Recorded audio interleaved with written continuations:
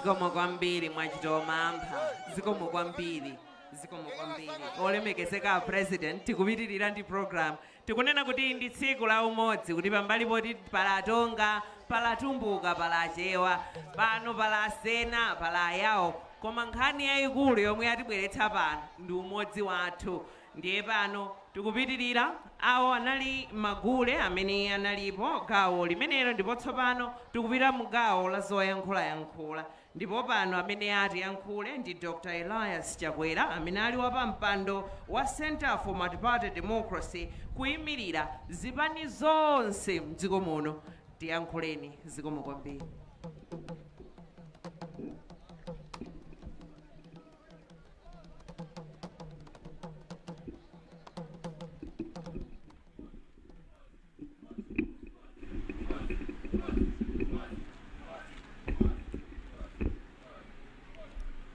Your Excellency, Dr. Lazarus McCarthy Chakwera, President of the Republic of Malawi.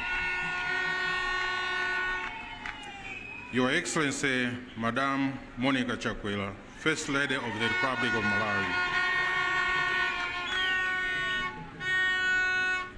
Right Honorable Catherine Kotani Hara, Speaker of the National Assembly.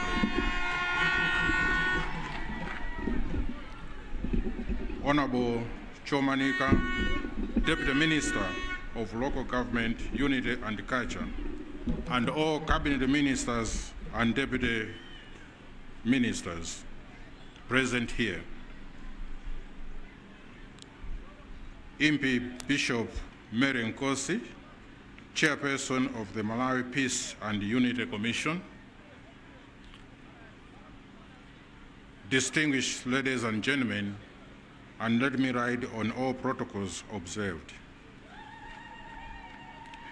Your Excellency, distinguished ladies and gentlemen, I feel greatly honored to stand here on behalf of the Center for Multi-Party Democracy at this auspicious event in my capacity as chairperson of CMD. CMD is an organization of political parties represented in Parliament, namely AFORD, DPP, MCP, PP, UDF, and UTM. At CMD, dialogue is our main tool for ensuring tolerance among our membership. We hold dialogue sessions at national level with secretaries general and at regional and district levels through the multi-party liaison committees, MPLCs. Your Excellency, distinguished ladies and gentlemen, CMD is also aware that the youth are the future of our nation. We also acknowledge that the youth have sometimes been used as tools for political violence. History of our country since independence attests to the fact that youth, called by different names, have sometimes terrorized fellow citizens while serving a political agenda.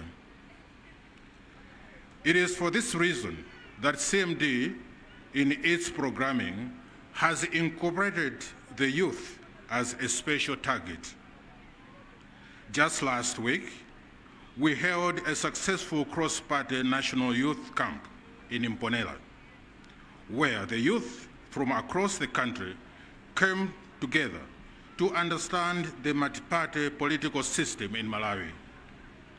While together, the youth deliberated on the key roles they can play in carrying the peace message towards the 2025 general elections. Towards the end of the camp, it was pleasing to see the youth dressed in their party regalia cheering sick children at Mponela Rural Hospital.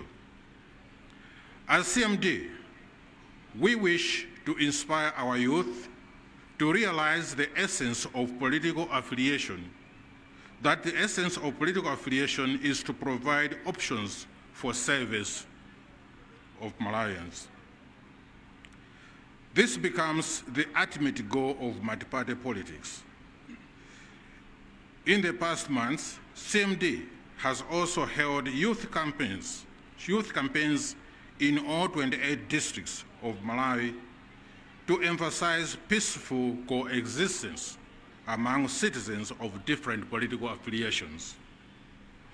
Your Excellency, distinguished ladies and gentlemen, CMD commends your administration for putting aside Umodzi Day for our nation to celebrate unity and peace. As political parties, we wish to advocate for a practical approach to this year's celebration under the theme, cultivating a culture of peace through active youth engagement. We share in the belief that the more we properly engage the youth with development initiatives over the current status quo, the less political violence would be experienced in this country. In our recent youth camp that I referred to earlier, our youth made commitments as follows. 1, to focus on issue-based campaign and avoid hate speeches. 2, refrain from inciting and taking part in acts of violence. 3, use social media, such as Facebook, objectively and not to harm or injure others. 4, keep engaging among themselves to resolve any emerging issues that need special attention. 5, become champions of peace messages from their political platforms. Your Excellency, as CMD, we have planted and will continue to plant the seed of unity and peace in our youth. We would like to implore leaders of all political parties to support the initiative and help our youth to live to the commitment they have made. As CMD, we are happy with the fruit of inter-party dialogue which we have advocated since CMD establishment. We want to see Malawi remain a peaceful nation, an identity all Malawians must guard jealously. Your Excellency, distinguished ladies and gentlemen, as CMD, we realize that peace means much more than just absence of war. We are aware that recently there have been politically connected deaths in Indilande, Blantyre, harassment of political members of one party by another party in Lilongwe, and other places. Recently, some peaceful demonstrations were stopped to exercise the right by others who threatened to descend on them with panga knives in Lilongwe. All of us will recall the worst intolerance to demonstrations happened in July 2011, when 11 people were killed by the police here in Mzuzu. CMD wishes to join you, Your Excellency, in condemning lack of tolerance for each other, and even in your call upon the police to take immediate action whenever life and property are under threat. As political parties in CMD, our Secretaries General recently engaged the Malawi Police to remind them of their critical role to deal with violence as we approach the 2025 general elections. It is our hope that political parties and all stakeholders will endeavor to take responsibility for peace and ensure that we achieve credible elections which are free and fair in 2025. We appreciate the significant roles of National Registration Bureau and the Malawi Electoral Commission and implore on them to critically attend to issues that could have the potential to disrupt peace towards the 2025 general elections. As I conclude, Your Excellency, distinguished ladies and gentlemen, let me, on behalf of political parties, call upon all to join the drive to promote and take action that will make our country remain a peaceful nation. Cultivating a culture of peace is not only dependent on political parties, but on all, including religious leaders, traditional leaders, and those leading government departments and agencies. Let us all see Umodzi Day celebrations as a reminder for the promotion of peace, tolerance, mutual understanding in our diverse society. Therefore, Your Excellency and distinguished ladies and gentlemen, allow me to call upon all political leaders to live by the example which embraces tolerance and peace. How I wish all political leaders, especially parties represented in CMD, were here today. Together, we could have demonstrated that we can be united without being uniform. That is the essence of multi-party democracy, and this is the spirit which CMD stands for. Your Excellency, distinguished ladies and gentlemen, I thank you for your attention.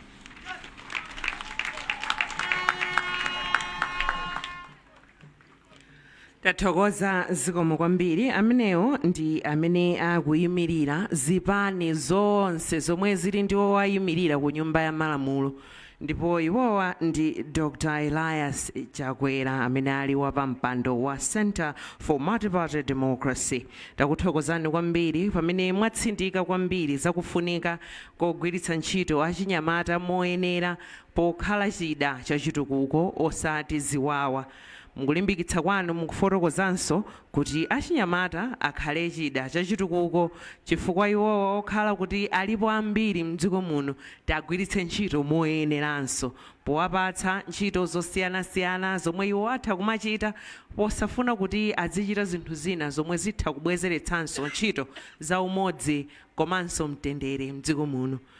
Padakali pano olemekezeka President, tikufuna nditanenso Machuruka Band kuti nawonso atisangalatsenso ndi nyimbo imodzi 2 minutes yeniyeni, kenaka tipitirira ndi programu yathu pamene mukukonzeka chomwecho ndi konzekeretsanso amene atiyankhule akangomaliza Machuruka atiyankhule ndi mayi Mwandida Thewu amene ndi amene akuyimirira achinyamata onse mdziko muno, komanso sikuti akungoyimirira achinyamata ayi, komanso ndi komishona mu komishoni ija yolimbikitsa mtendere komanso umodzi ija amati Peace and Unity Commission. Ndi kumeneko amene ali ndi liwu la achinyamata ndi mtsikana amene. Koma pano Machuruka, talowani m'bwalomo tisangalatseni. 2 minutes.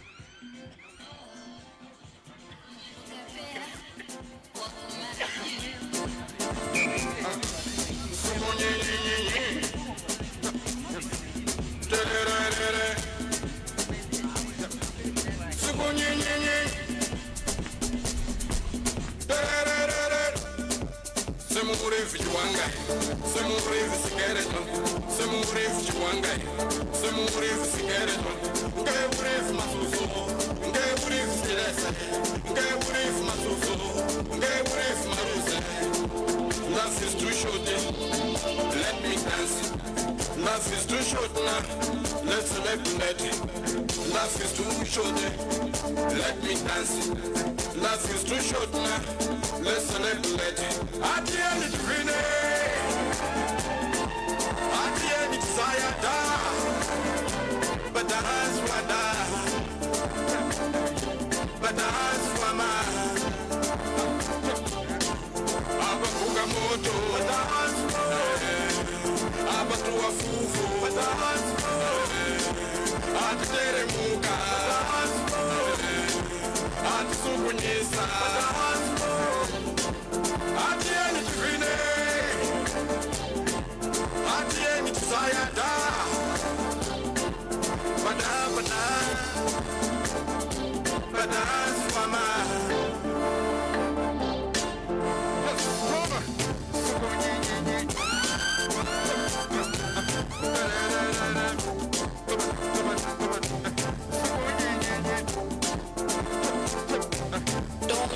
Maruses, Ngewurivi Juangain, Ngewurivi Sigereton, Ngewurivi Juangain, Ngewurivi Sigereton, Ngewurivi Masuzo, Ngewurivi Stilese, Ngewurivi Masuzo, Ngewurivi Maruse, Atieni Divine,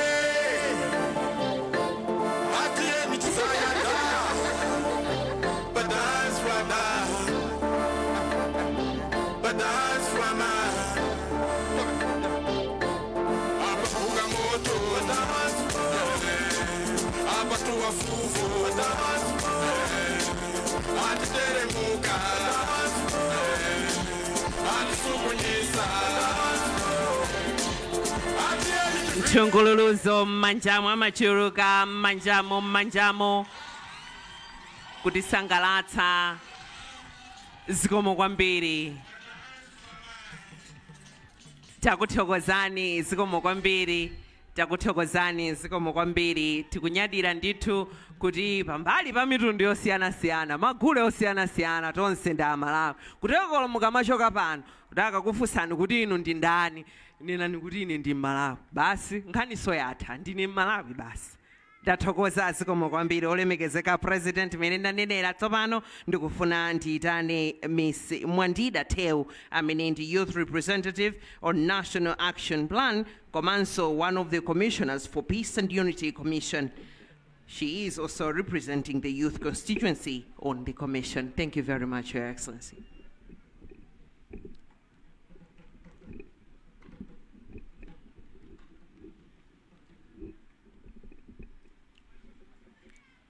Your Excellency, read me light on the already observed protocols to make my statement.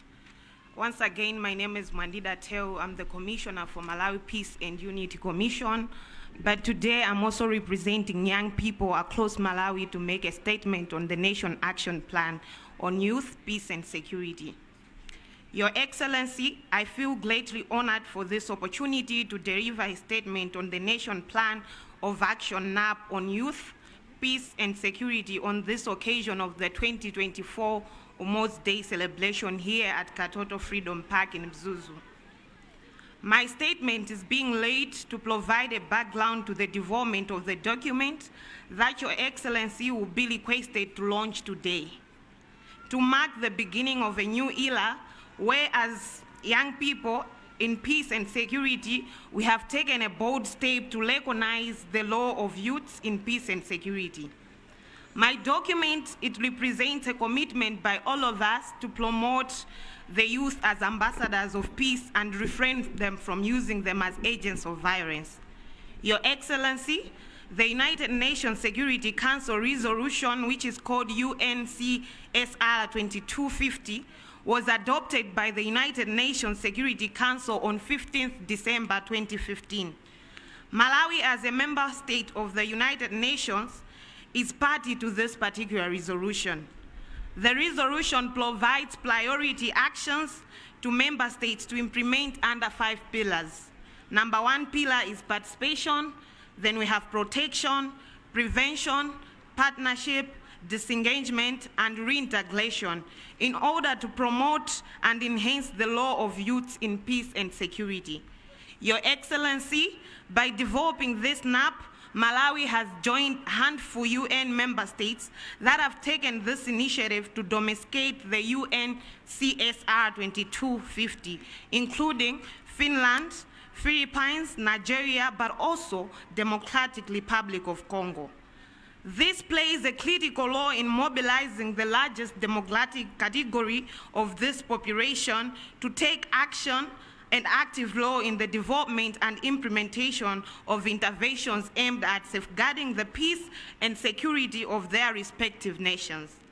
As you are aware, Your Excellency, Malawi's population is largely youthful, as you can also see here.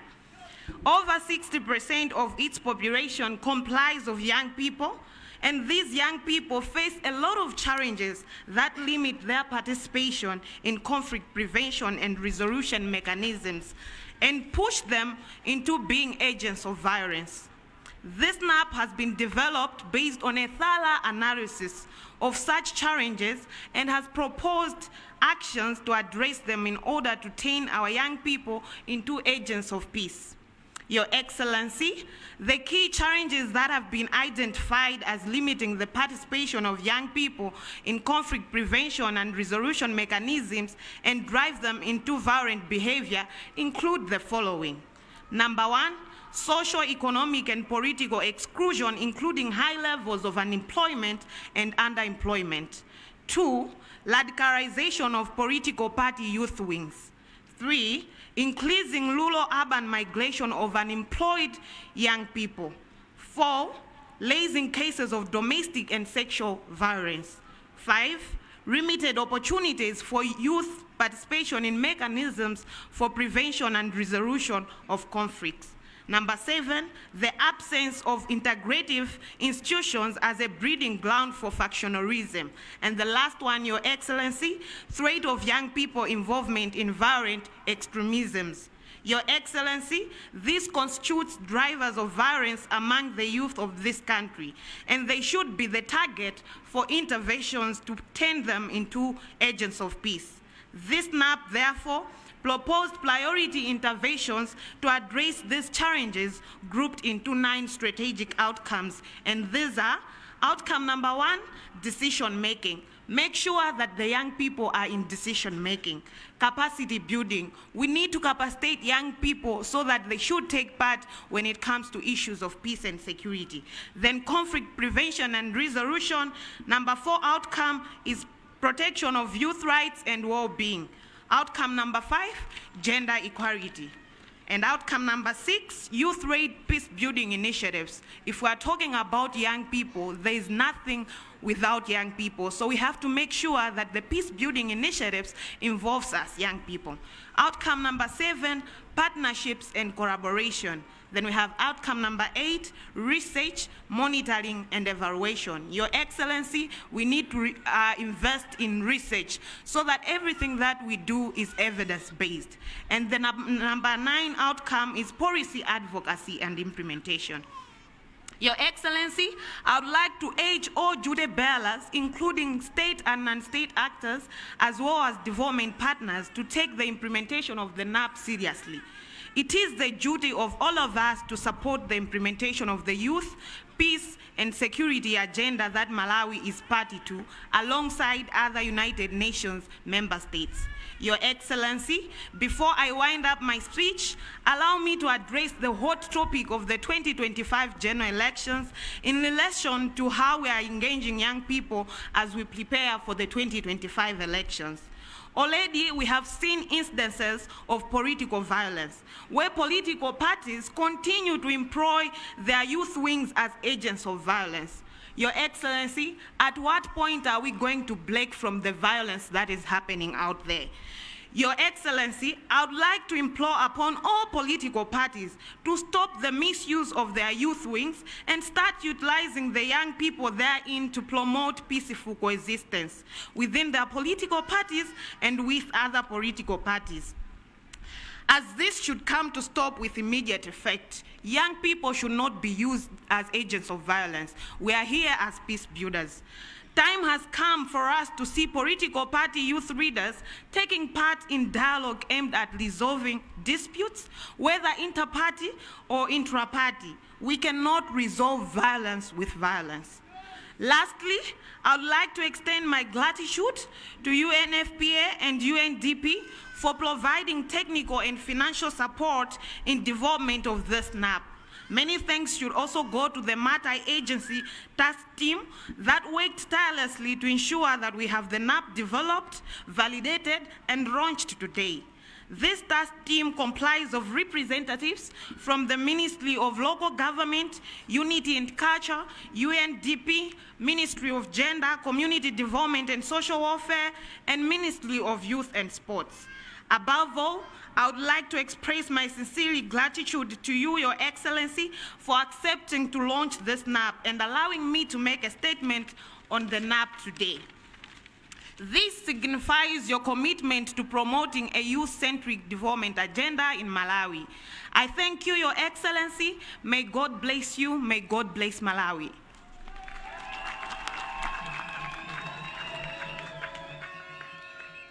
Wachinyamata ameneyo kutiyimirira tonse Mwandida Tewu amene amayankhulapo kutsindika pa nkhani zakufunika pogwiritsa ntchito achinyamata moyenera, kugwiritsa ntchito achinyamata pa chitukuko osati powatsogoza pochita ntchito zaziwawa.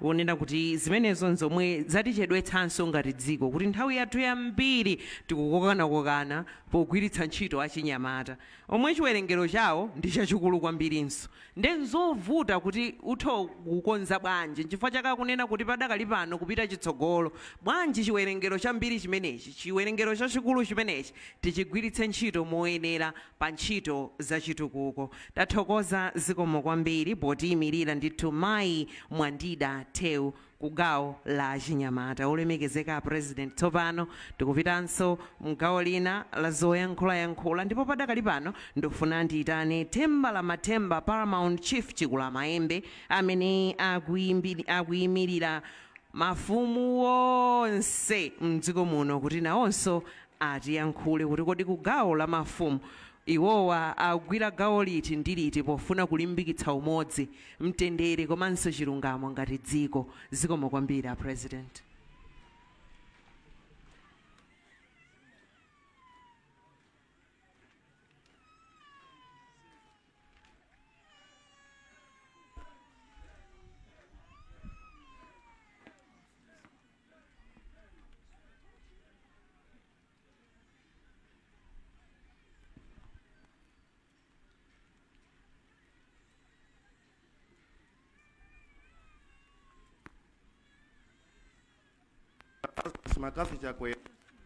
State President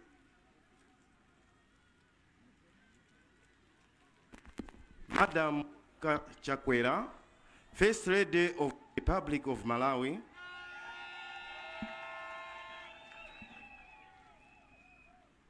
Deputy Minister of Local Government Chamanika,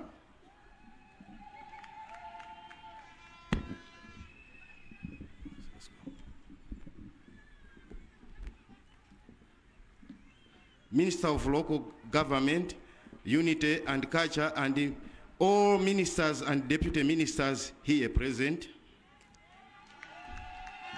Right Honorable Catherine Gotani Hara, MP, Speaker of the National Assembly. All cabinet ministers and deputy ministers present.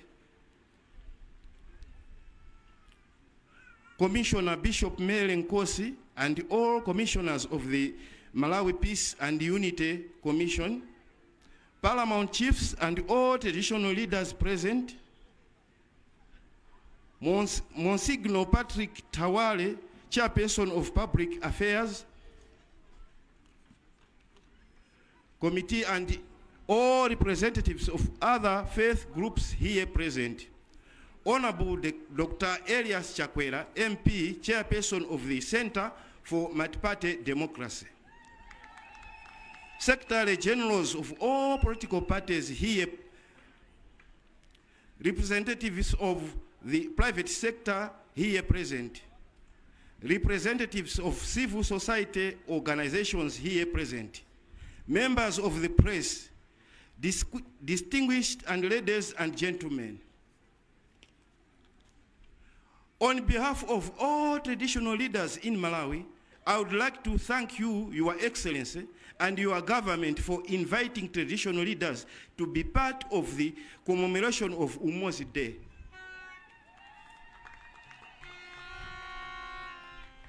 This day accords us traditional leaders an opportunity to be with all Malawians to celebrate this day in fostering peace and unity in the country. As traditional leaders, we are there to promote positive values among Malawians, which include unity, patriotism, honesty, hard work, and to encourage good cultural values. We are aware of the diverse culture, political, and religious beliefs amongst us. But our role is to unify all people regardless of their differences so that Malawi moves forward as one nation in achieving her development goals and objectives. Therefore, as traditional leaders, we are very thankful to Your Excellency and government for establishing Umodzi Day and ensuring that we gather this year to celebrate yet again our unity in diversity. Umodzi Day is a unique innovation in the process of nation building as it speaks to the very cornerstones that we need for an inclusive, relief, and self-reliant Malawi. Your Excellency, as traditional leaders, we commit ourselves to work with government in building a united and patriotic nation that works towards a common goal of developing the country in line with Malawi 2063. We traditional leaders enhance national building and social enhancement through a number of different initiatives. It is our role to enhance awareness and appreciate of the diverse cultures and traditions which we have in Malawi and encourage our subjects that we need to understand people from different cultures that are ours so that we can work together in building a Malawi that we want. Your Excellency, we are aware that Malawi 2063 has identified mindset change as one of the enablers. As traditional leaders, we are expected to play a vital role in promoting mindset change, imploring citizens to leave behind cultural practices that are harmful, not our society, and embracing new values that promote peace, unity, and development. We will endeavor to do so, sir. Your Excellency, distinguished invited guests, ladies and gentlemen, I thank you for your attention. Thank you.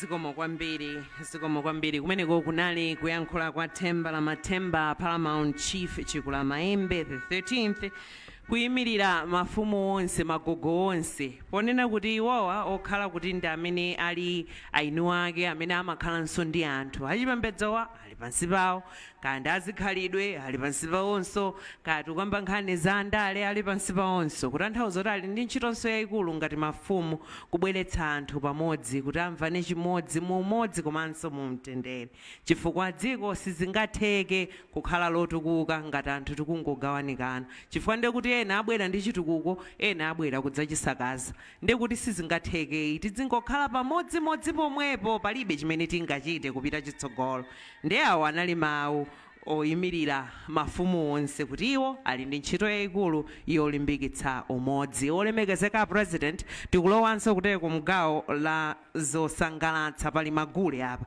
magule amenewa tsopano akuchokera kwa amayi omwe akuchokera mzipani zosiyanasiyana zomwe zabwera pamalo pano. Talowani mwansangansanga zipani zonse zomwe tili nazo pano atithandizire ndithu pamenepo ndi a national dance troupe ndi amene atithandizire pamenepo koma zipani zonse amayi amene mukuchokera mzipani zosiyanasiyana zomwe pano mulipo talowani kuti mutisangalatse. Zikomo kwambiri.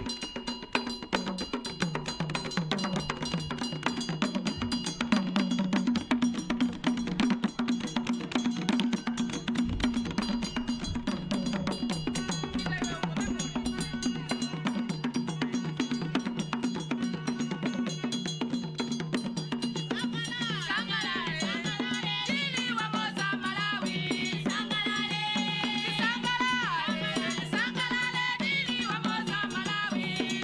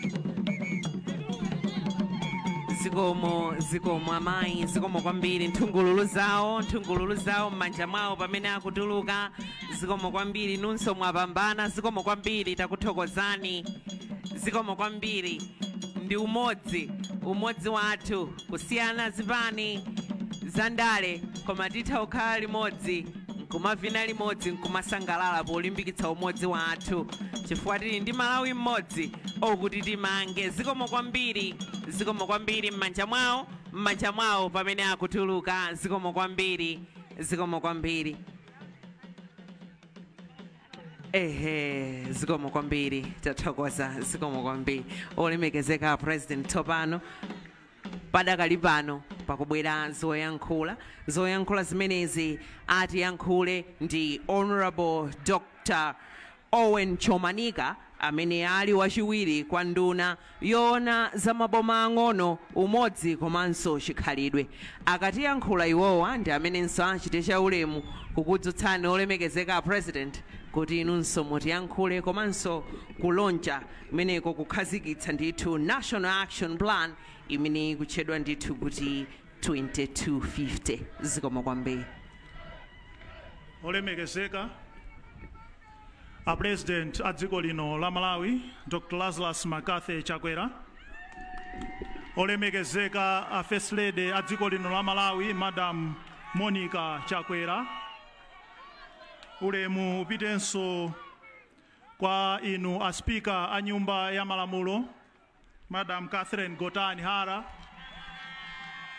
nduna zonse zimene muli pano ulemunso mafumu amene muli pano kuyambira maparamount masinyo chief ndi mafumu ena onse atsogoleri a mpingo amene muli pano ogwira ntchito za boma adindo osiyanasiyana amayi ndi abambo bwana malingana ndi nthawi ntchito yanga ndiyongoti ndikuwuzeni kuti inu yomwe yankhule koma ndisanatero ndimafuna ndinenepo mawu pang'ono choyambirira kuthokozani chifukwa titakuyitanani kuti mubwere kumwambowu umene inuyo munakhazikitsa chifukwa izi za Umodzi days bwana ndinuyo amene munalamula unduna wathu kunena kuti izi tizizipanga poonetsetsa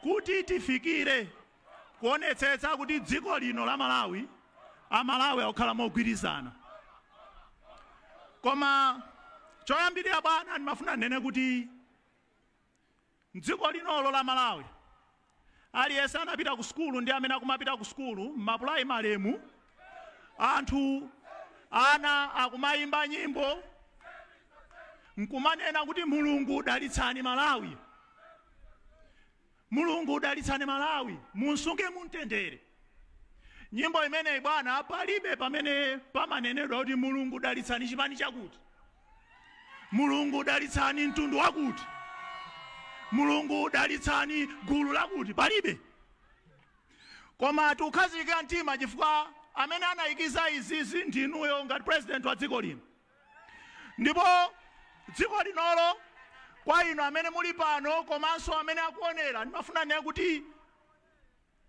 chimene chimazindikiritsa boma ndi zinthu zitatu choyambirira ndi mbendera yoyo black red green kuti ndife amalawi anthu okuda komanso dziko linolo ndi lathu komanso kunena kuti ena ake anayivutikira kuti tifike panopa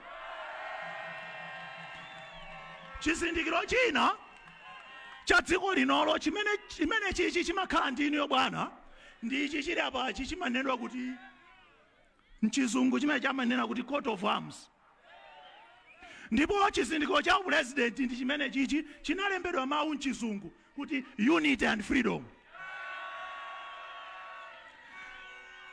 ndipo tikukhazika mtima kuti this country is blessed to have you as a president chifukwa inuyo ndi president oyambirira kuzindikira kuti mpando umene mukhalawu is only guided by unity and freedom for the Malawian people and tikamakamba za unity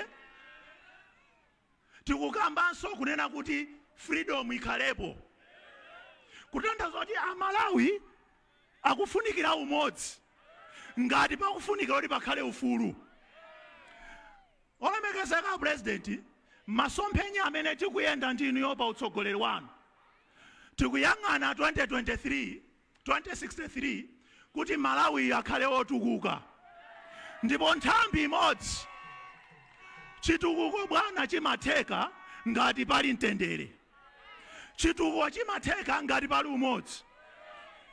Okondeka Malawi ndimafuna ndikupempheni kuti tiyamikira president chifukwa koyamba mu dziko linolo munakwanitsa kunena kuti unduna uchita ukhalapo wongoyang'ana za umodzi.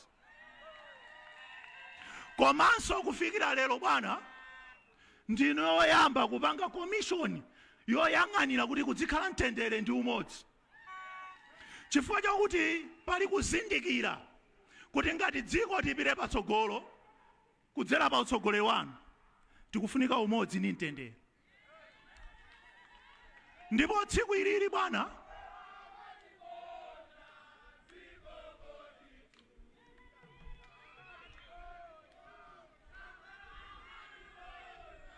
zikomo kwambiri, tathokoza kwambiri anyamata.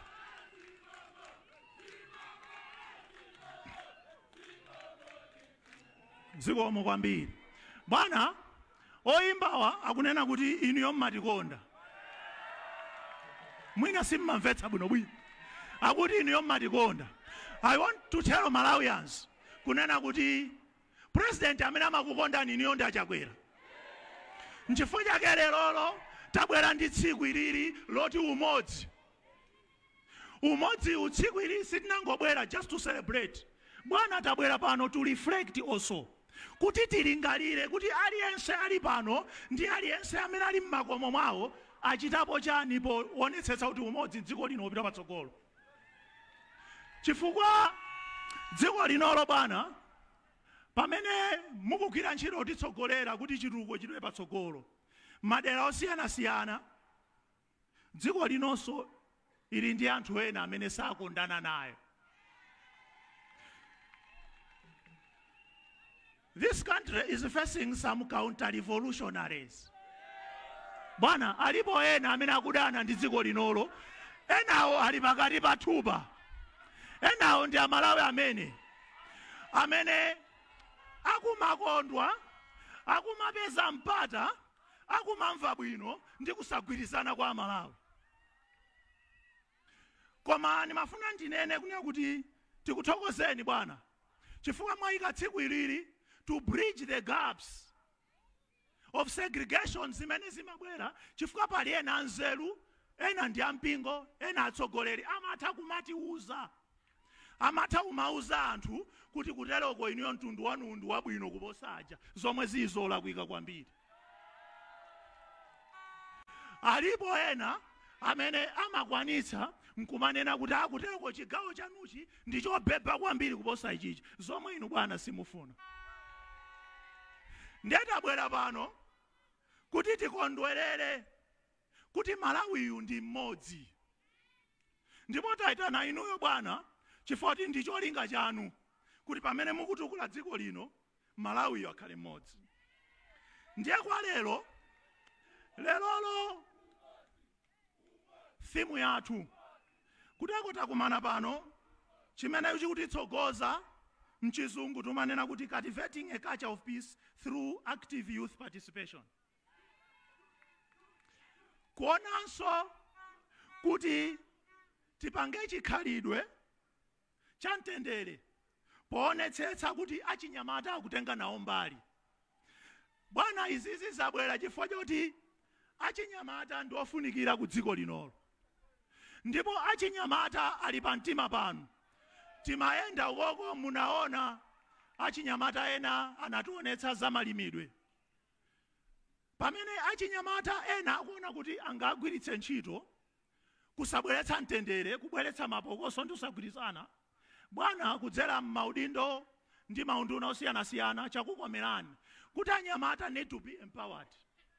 Anyamata akuyenera kugwiritsidwa ntchito pa chitukuko cha dziko linolo.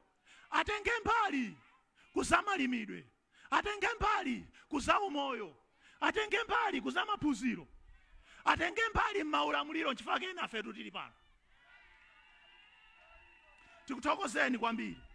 Ndilankhulenso ndinu amene mwabwera pano kuti pamene tabwera kuno tionetsetse kuti ifeyonso tikutengapo mbali poonetsetsa kuti umodzi m'Malawi muno upita patsogolo.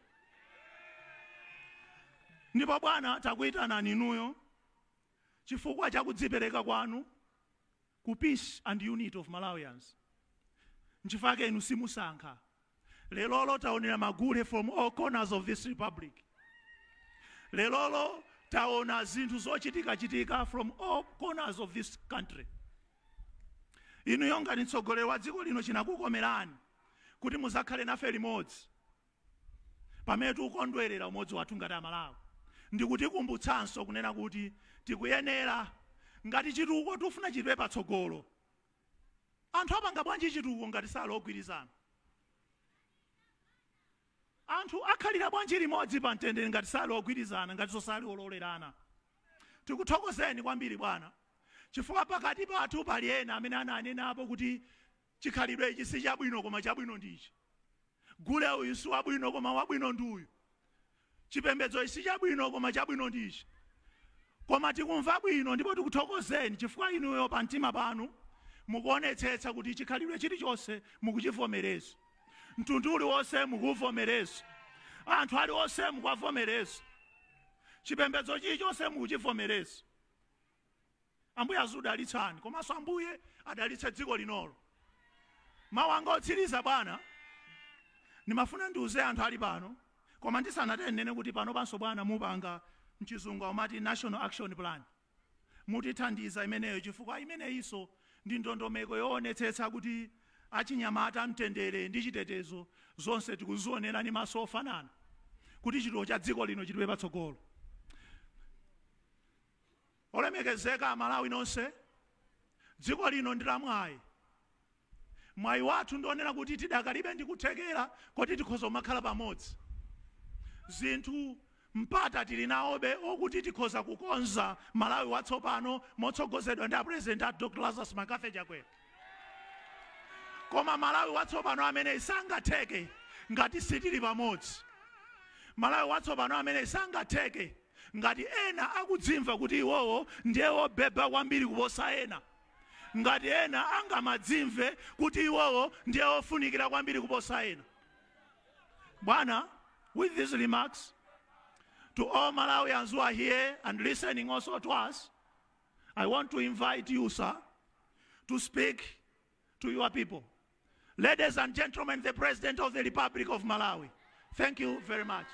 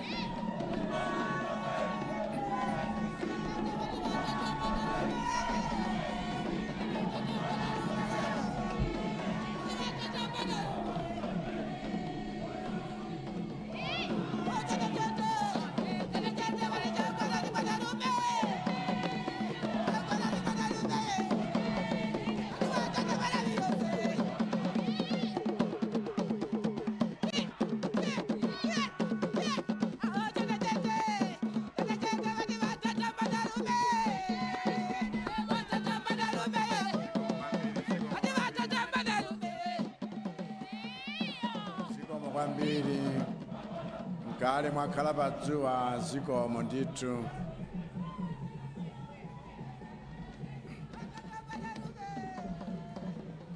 Your Excellency, Madam Monica Chakwera, First Lady of the Republic of Malawi. Your Honor, Catherine Gotanihara, MP, Speaker of the Malawi National Assembly. Honorable Dr. Owen Chomanika, MP, Deputy Minister of Local Government, Unity and Culture. All the cabinet ministers and deputy ministers here present. Dr. Elizabeth Gomani Jindevu, Secretary for Unity, and all the government officials here present. Your Majesty Nkosi Makosi Goman V, Your Royal Highnesses Paramount Chief Sulundu, Kyungu, Chikulamayembe, and Kaduya.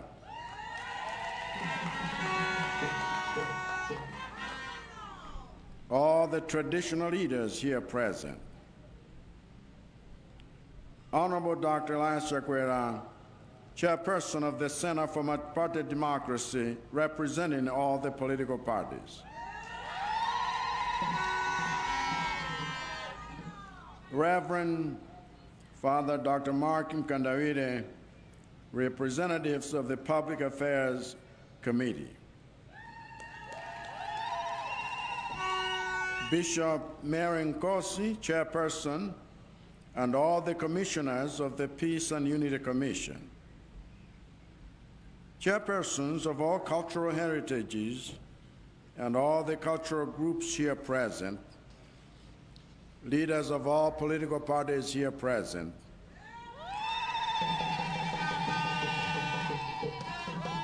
Honorable Joseph Chavula, Regional Chairman of the North-South of the Malawi Congress Party,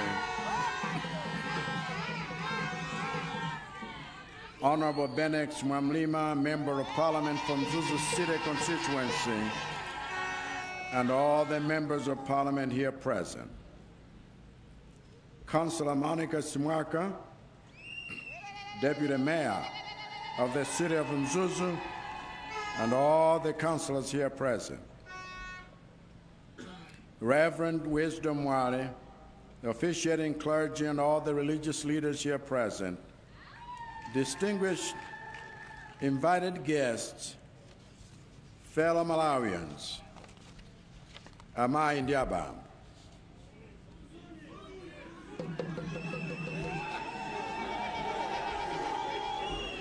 Mzuni, afuna mzuni timu, ivomerezenso mwapadera, mavenda tiwavomerezenso mwapadera, aliyense, poyamba,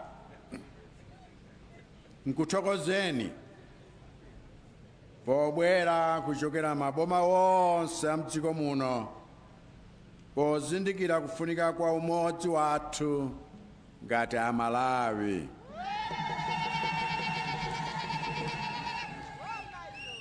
Mmene timakazikitsa chikondwerero cha Umodzi Day chidali cholinga chathu kuti tigwirane manja poyanjanitsa Malawi, chifukwa ngati pakati pathu palibe umodzi, zambiri zomwe timafuna kuti tikwaniritse m'dziko mwathu sizingatheke. Mwina lero niantchulako ziwiri zomwe zikapanda kuyenda mdziko ngati pakati pathupa, ndiye kuti zinthu zimenezo zipangitsanso kuti zitsimikizire kuti pakati pa Malawi palibe umodzi.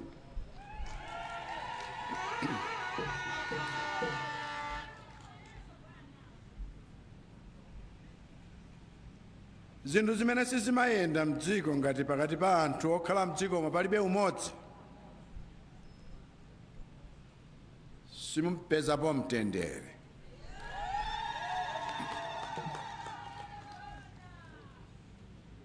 Kukoma kwa Malawi nkoti ndife anthu okonda mtendere. olo mdziko mwathu mubwere anthu ofuna kutiyambanitsa kapena ofuna tizingokhalira kunyozana nkutukwanana, sitimatengeka nawo chifukwa timadziwa kuti atisokonezera mtendere wathu.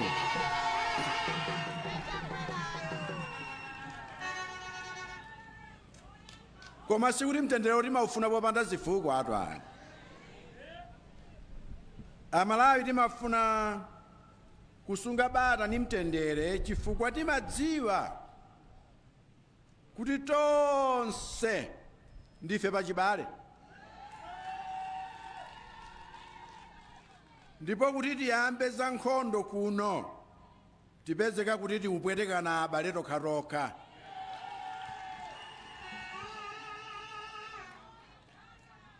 Kuno kumpoto simungapeze mabanja amene alibe abale wawo kumwera ndi kuchigawo chapakati.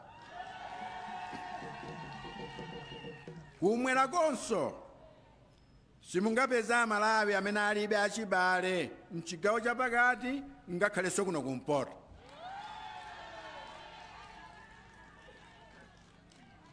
Malawi ni dziko la anthu apachibale. Ndiye kusunga mtendere nkofunika, koma sitingakhale ndi mtendere ngati pakati pathu palibe umodzi.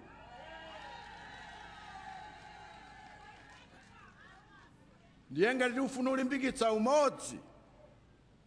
umodzi wathu, tisamatengeke ndi anthu ofuna kutigawanitsa kapena kutiyambanitsa.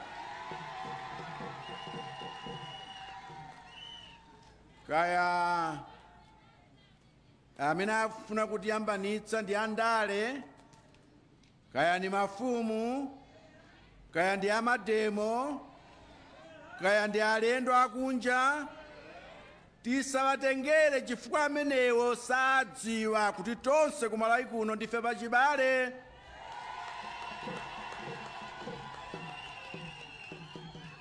Ndipo kuti pakhale nkhondo pakati pathu palibe angawine. N'chifukwa chake olo ndale zathu zimayendera malamulo amene amaletsa kulowetsa ndewu mu ndale.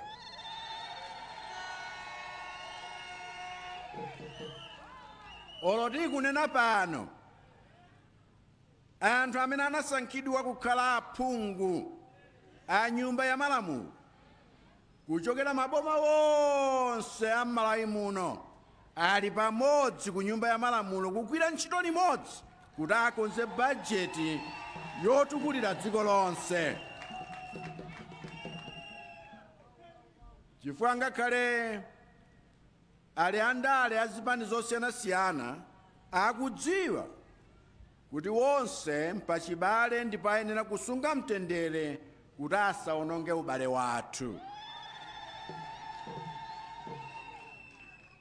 Komanso pamene palibe umodzi simungapezepo chitukuko.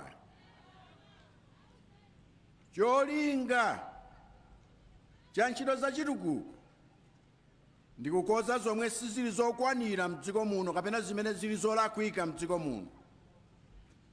Ndipo anthu amene ali bize kumenyana amakhalanso bize kumenyana zitukuko m'malo mokhala bize kuonjezera zitukuko. Pamene palibe umodzi simudzapezapo anthu akumanga bridge. Chifukwa olo kuti agwirizane malo omangira bridgeyo zimavuta.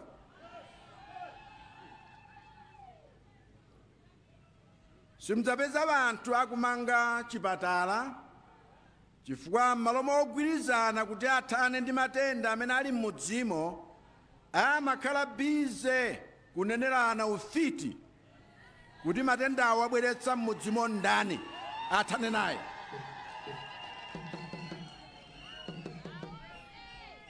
Pamene palibe umodzi simudzapezapo magetsi chifukwa wina mumpeza wakathyola mapola amagetsiwo kuti atayatsire moto chifukwa sakuganizira za zake.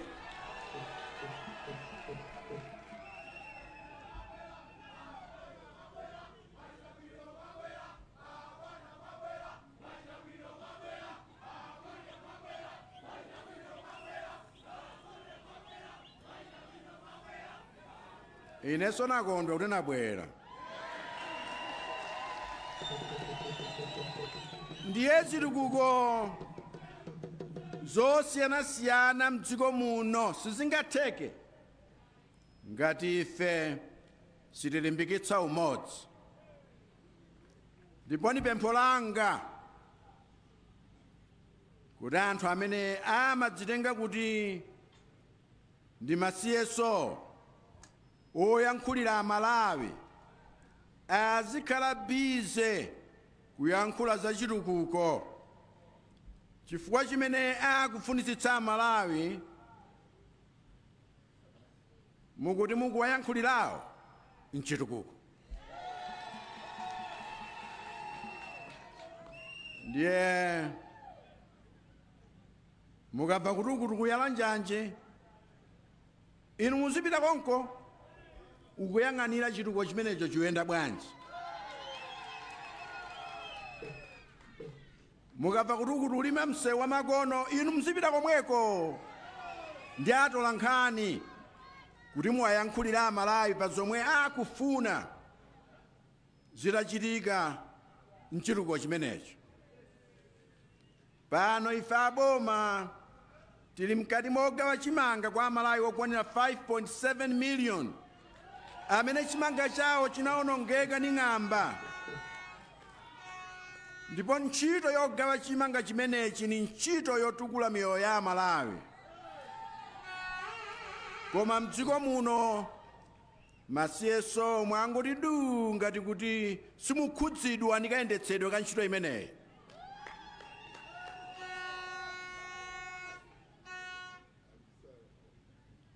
Koma ngati muli ndi chidwi chowayankhulira Amalawi, mulondole chimanga chomwe tikugawachi kuti kodi chigawidwe mwa chilungamo kuti Amalawi mukuwayankhulirawo akulandiradi. Zitsatireni.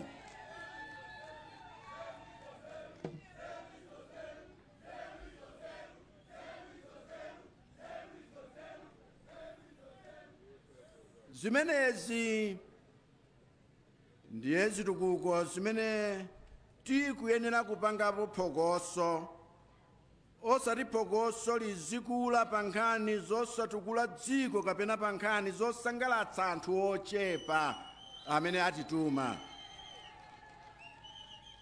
Zikatero zimaonetsa kuti anthu ife tilibe chidwi mchitukuko, chifukwa cholinga chathu sitikutukula dziko lino ayi koma kusokoneza dziko. Ndiye tiyeni tilimbikitse umodzi wathu kuti tizikhala bize kukambirana za chitukuko kusiyana ndi kukhala bize kulozana zala kuti tipezerane zifukwa kapena tifunirane zoyipa.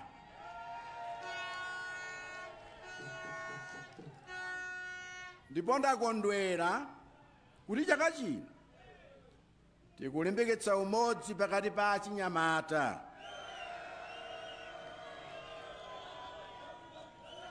Chifukwa sizoona kuti ife akuluakulu tizikuphunzitsani inu achinyamata kukhala anthu onyozana, otukwanana, oyambana ndi ofunirana zoyipa.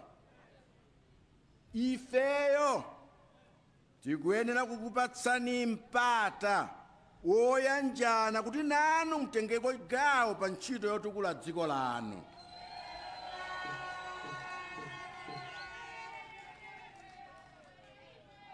Dziloli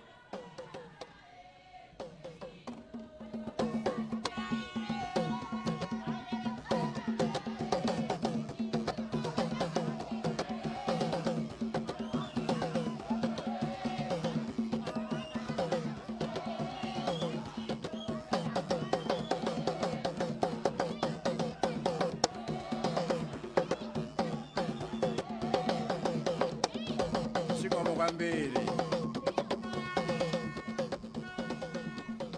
Nibwerezenso sizoona sizedi kuti ife akuluakulu tizikuphunzitsani inu kukhala anthu omanyozana otukwanana oyambana kapena kumafunirana zoyipa.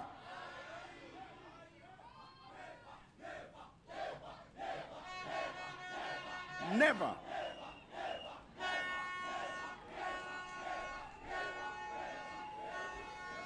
Ifeyo tikuyenera kukupatsani mpata woyanjana kuti nanu mutengeko gawo pa ntchito yotukula dziko lathu. Dzuloli namusankha wa chinyamata mzano injiniya Vitumbiko Mumba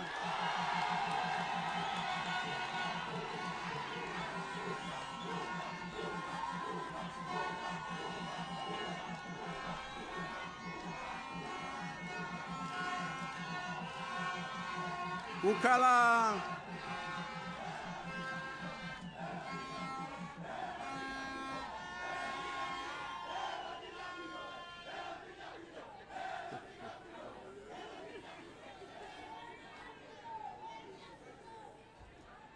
injiniya Vitumbiko Mumba kukhala nduna yoyang'anira onse ogwira ntchito m'Malawi muno chifukwa amene akufunika chithandizo chopeza zintchito mdziko muno ndino achinyamata.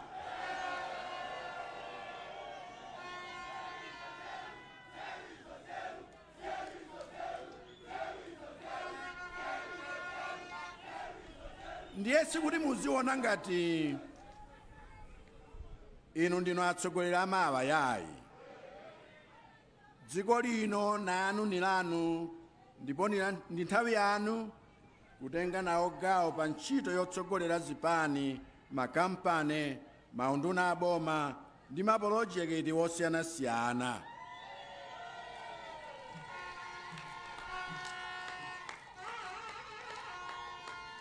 Ndiye ifeyo akuluakulufe silingakhale woyamba kumakukhomererani chifukwa nthawi yoti inunso mukhale atsogoleri idakwana.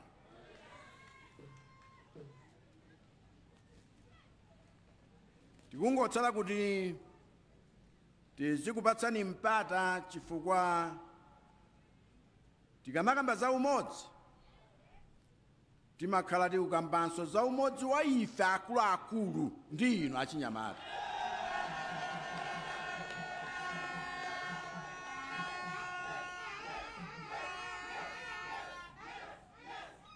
N'chifukwa chake lero ndikupanganso mwambo oyambitsa Malawi National Action Plan on Youth, Peace and Security kuti inu achinyamata mukhale ndi mwayi otenga nawo gawo pa ntchito yotukula ndi kutsogolera dziko la Malawi.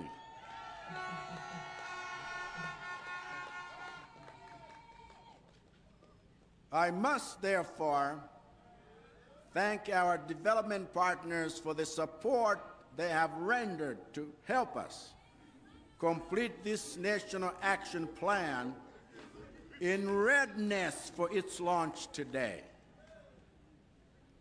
We would not be having such a colorful and successful event today without the support of our partners.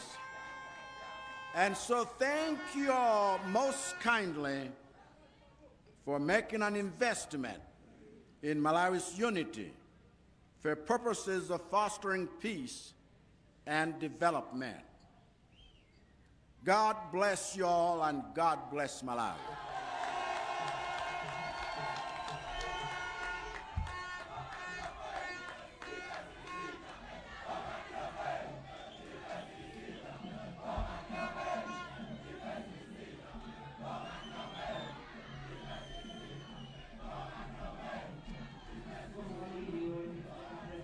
Kwasha mawu amenewo achilimbikitso kulimbikitsa ndithu tonse kuti ndife Amalawi ndipo tikuyenera kuchita zonse limodzi pogwirizana mu umodzi wathu mchitukuko. Olemekezeka President mwankukhazikitsa pamenepa ndondomeko imene ikutchedwa National Plan for Action imene ikutchedwa 2022-50 ndipo padakali pano ndipemphe amayi amene akutsogolera gawo limeneli kuti bwerani kutsogolo kuno kuti olemekezeka President akhazikitse ndondomeko zitsopano.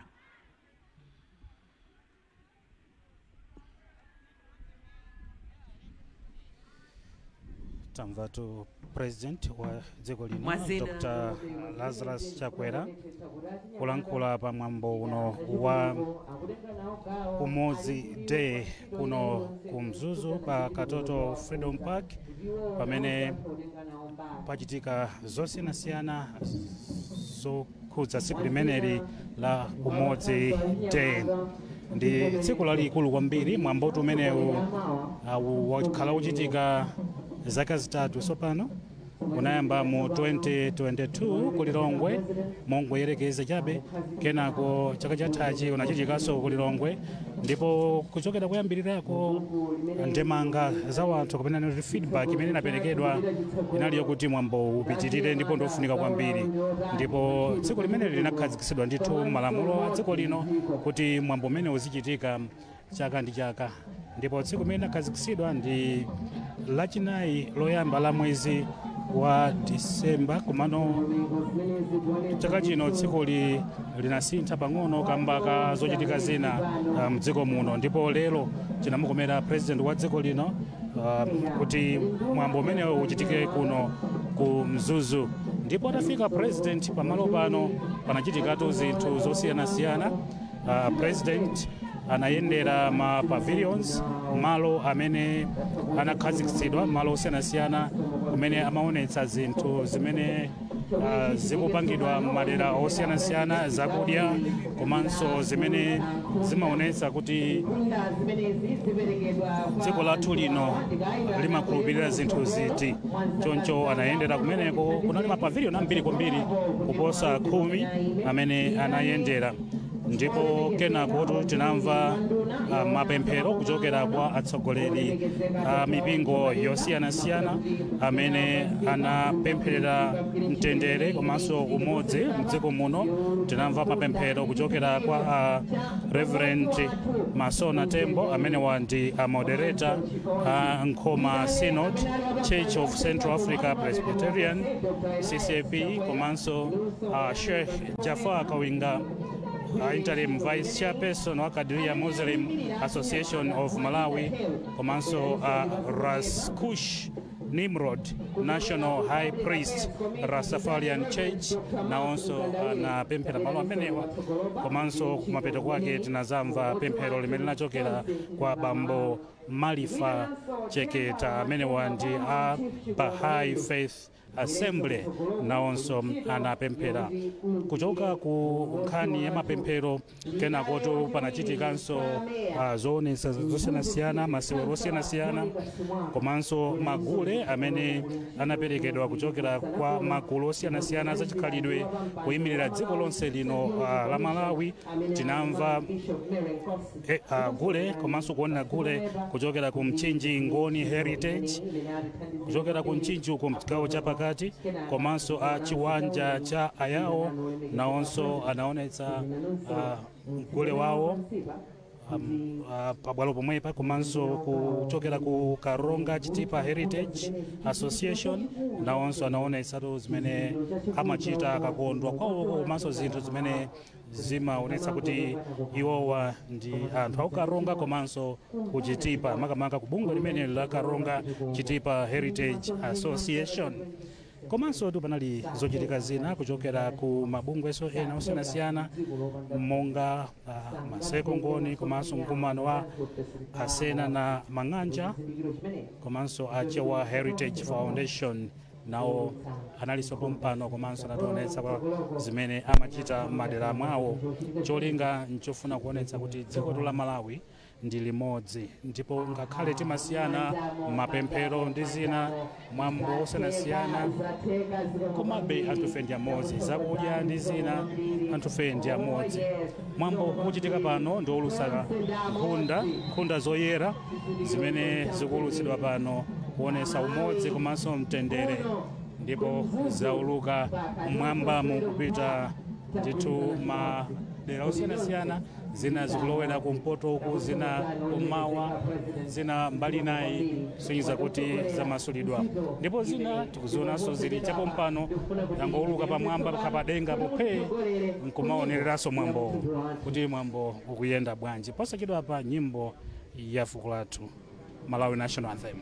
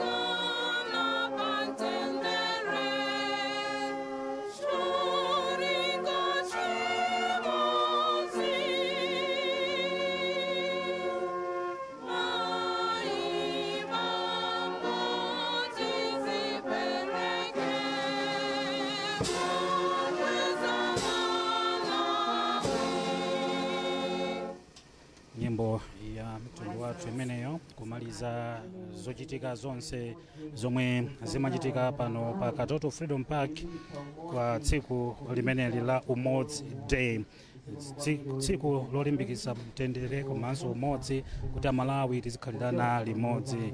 Ndipo posachedwa pa president wa dziko lino azichoka pa malo pano, komatu ndinakamba kuti president yu atangofika malo ano anayendera zinthu zosiyanasiyana, ndipo kumeneko tinali ndi mtolankhani wathu Chisomo Manda.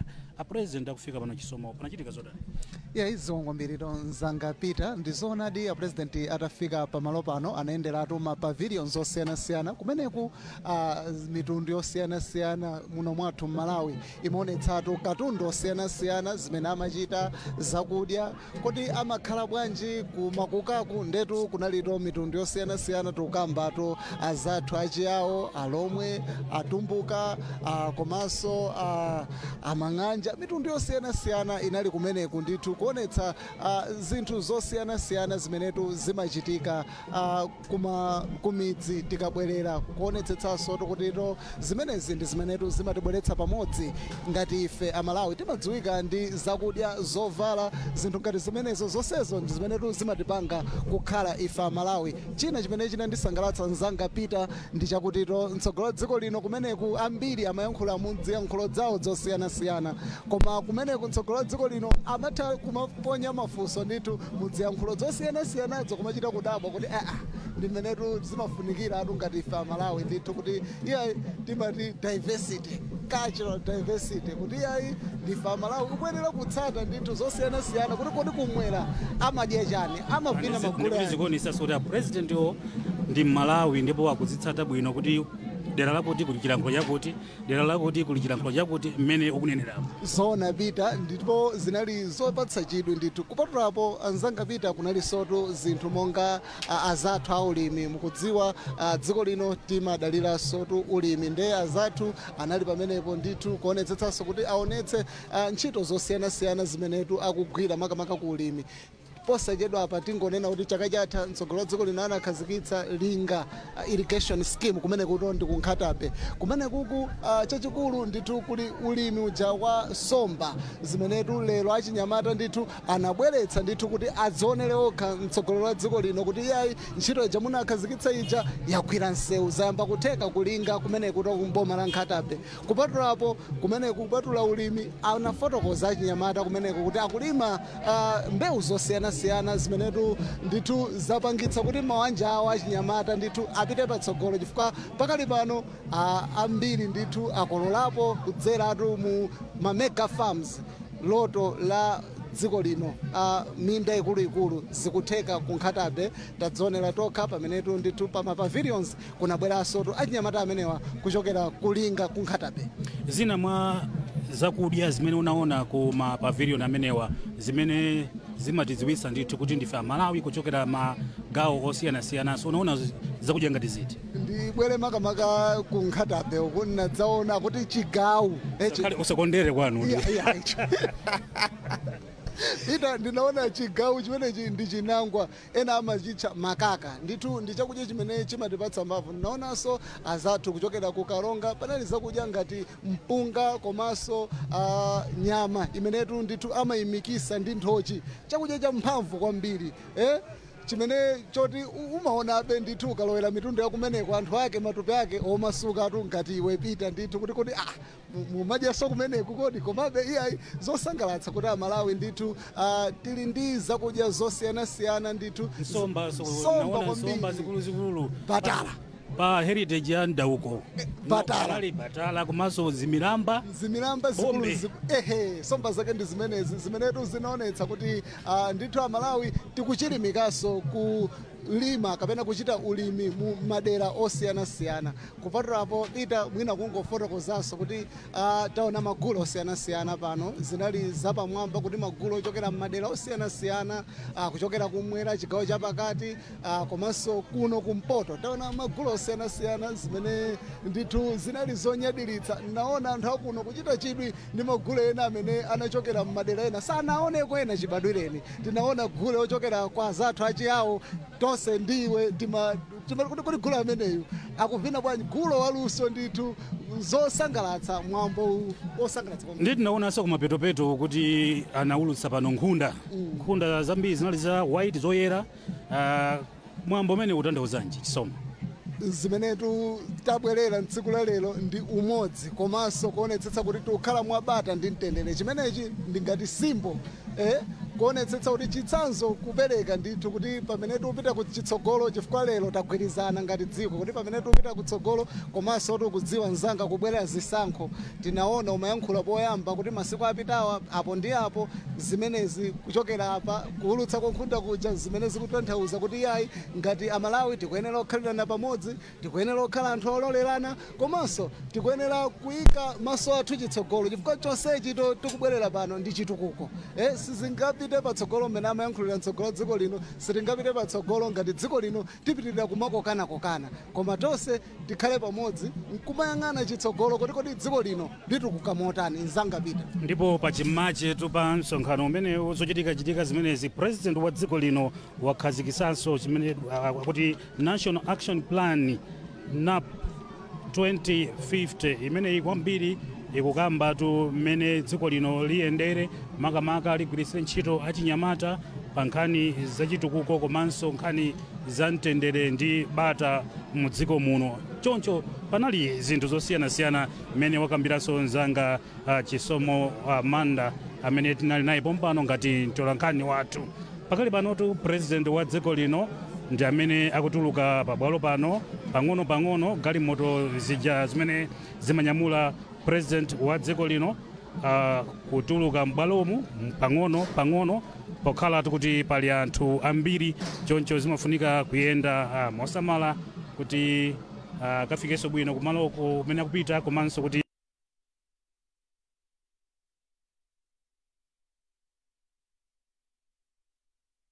chifukwa president amasowa kwambiri kuti upeze mwayi omuona president pafupi chonchi chimakhala chinthu cha mtengo wapatali. Ndiye chitero kuti ndi mmene zakhalira kuno ku Katoto Freedom Park pa tsiku la lero, tsiku lokumbukira umodzi kapena kuti kufunika kwa dziko lino kuti anthu tikhale amodzi pamene akumulitcha kuti Umodzi Day. Ndipo mwambo umenewu amene anatsogolera zochitika zonse pamudzi pano ndi president wa dziko lino, ndipo analankhula kufunika kuti dziko lino tizilikonda, kuti zonse zimene tikuchita zikhale zokondera zokuti zithandize dziko lino komanso zothandiza Amalawi eni dzikoli tikalikonda ndikuti tilisamaliranso.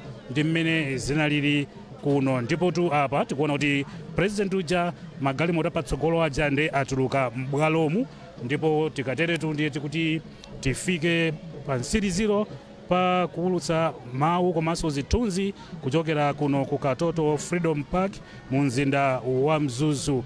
Munali ndine Peter Makawa komanso ndithokoza anzanga onse amene tinali nawo kuno kukupatsirani zithunzi ndi mawu kuchokera ku bwalo lino. Mwakoma nonse kuti mnasankha MBC TV komanso MBC Radio 1. Tikatero ndiye kuti tikupatsireni kwa anzathu kuchichiri Broadcasting House Blantyre komanso kukwacha House kumene apitirize ndi zotsatira pano pa MBC. Mwakoma nonse.